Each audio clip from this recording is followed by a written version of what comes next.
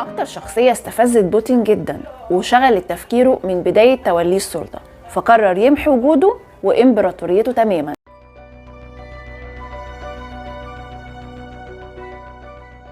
استحوذ على ثروات روسيا ومؤسساتها خاصة النفطية لدرجة إنها كانت خلاص هتعلن إفلاسها.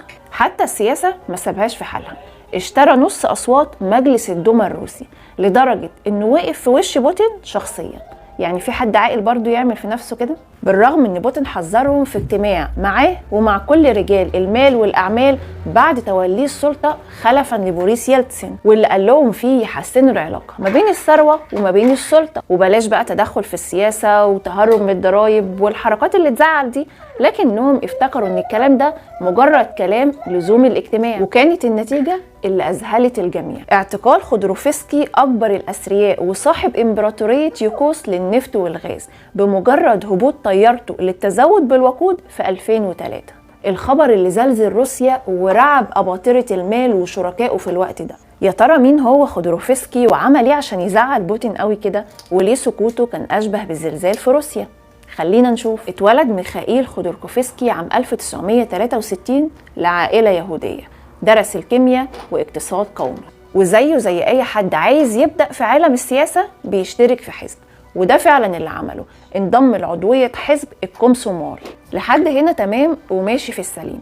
ايه بقى اللي ساعده يجمع الفلوس دي كلها؟ فاز برئاسة مركز الابداع والابتكار الخاص بالكومسومول، وكانت اول خطواته لجمع الاموال بحجة تمويل البرامج العلمية، وبعدها قرض مالي من بنك الإسكان الاجتماعي الروسي، واللي ساعده يأسس منظمة الابتكارات التجارية العلمية التقنية NTTM، وبعده مركز ميناتيب، وطبعا برئاسة خودوركوفسكي اللي المفروض يهتم بالبرامج العلمية التقنية. لكن ايه اللي كان بيحصل بقى وقتها؟ كان بيشتري براءات الاختراعات من أصحابها بمبالغ من وجهة نظرهم محترمة، لكن بيبدأ بعد كده يبيعها لمؤسسات تانية بأرقام فلكية. هو وشركائه بدأوا يتنقلوا ما بين الأعمال التجارية المختلفة واللي طبعا غير مشروعة، لحد ما توصلوا أخيرا لإنشاء بنك ميناتيب، واللي طبعا خودروفسكي فيه كان متولي مجلس الإدارة، واللي حرفيا قالت عنه صحيفة إيزيفستيا إنه استولى على كل أموال المودعين من غير أي حساب أو عقاب، وده من خلال تمويل تجارة العقارات والأراضي والمصانع. حد هنا يجي يسأل سؤال لازم يتسأل: هو الدوار ده ما كانش ليه مالك؟ هقول لحضرتك إن في عهد يلتسن الدنيا كانت حلوة خالص، واللي كان عايز يعمل حاجة كان بيعملها، وشراء المناصب ما كانش فيه أسهل منه. استمر خودروفسكي يستحوذ على المناصب لحد عام 1993 وصل لنائب وزير الطاقة والوقود.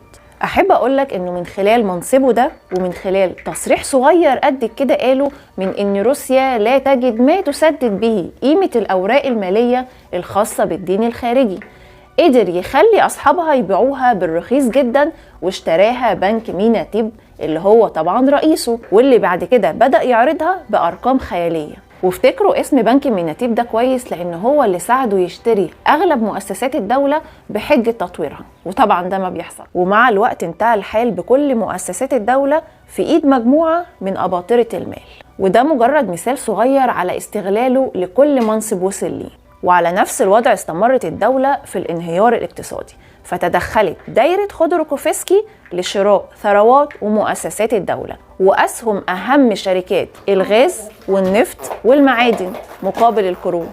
وطبعا الكل كان عارف في الوقت ده ان الدولة مش هتقدر ابدا توفي بالتزاماتها في التوقيت ده بالاخص، فدخلوا في دايرة القروض مقابل الاسهم.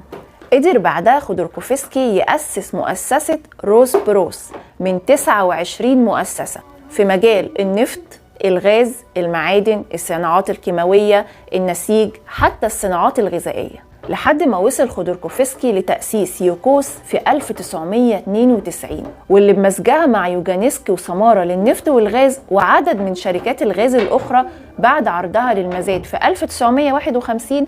بكده وصل لحلمه اللي كان بيأسس ليه من البداية، وهو امتلاك مؤسسة ليها اليد العليا والكلمة الأولى والأخيرة في روسيا كلها، الإمبراطورية اللي ما كانتش مجرد منظمة عادية، الدخول ليها بقواعد معينة والخروج منها غير مسموح أصلا. فالخارج منها كان عارف إن مصيره المحتوم هو التصفية، ودي قضية جديدة انضمت لخودروكوفسكي وشركائه. واللي اتقال في أغلب المصادر إنهم تبع اللي معروفين بحصان طروادة.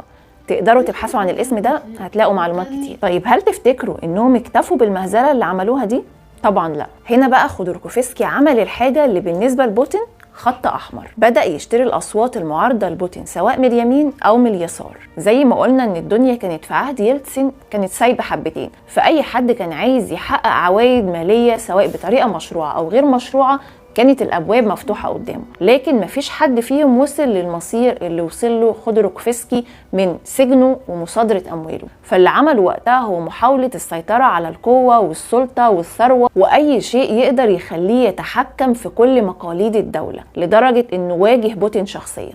واللي أصابه الذهول مع بداية الاستعداد للانتخابات البرلمانية في 2003 لما عرف إن حوالي 300 نائب أو صوت تحت سيطرة خودوركوفسكي، يعني أكتر من نص عدد نواب مجلس الدوما. في اللحظة دي قرر بوتين يهدم إمبراطورية ميخائيل خودوركوفسكي للأبد، فأمر بسجنه ومصادرة كل شركاته، وبموجب كل التهم اللي توجهت ليه اتحكم عليه ب 14 سنة سجن.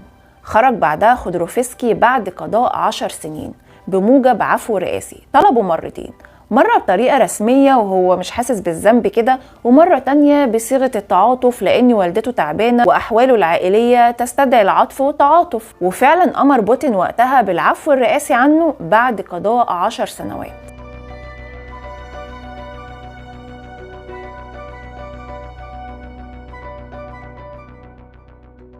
وبكده نكون جاوبنا على الأسئلة اللي سألناها في أول الحلقة، وهو مين خودوركوفسكي وعمل ايه عشان يزعل بوتين قوي كده، وليه كان سكوته أشبه بالزلزال الروسي. قبل ما أقول لكم النهاية المعروفة، حابة أشكركم جدا بجد على الدعم اللي أنا شفته في آخر فيديو على القناة، شكرا ليكم جدا، وسعيدة جدا بكل الدعم اللي أنا شفته على آخر فيديو. وطبعا ما تنسوش لو عجبتكم الحلقة دي تدعموها بلايك وتشتركوا في القناة لو لسه أول مرة بتشوفونا، وما تنسوش تفعلوا جرس الإشعارات عشان يوصل لكم كل الفيديوهات أو الحلقات الجديدة اللي بتنزل على القناة. أشوفكم على خير إن شاء الله في فيديو جديد، مع السلامة.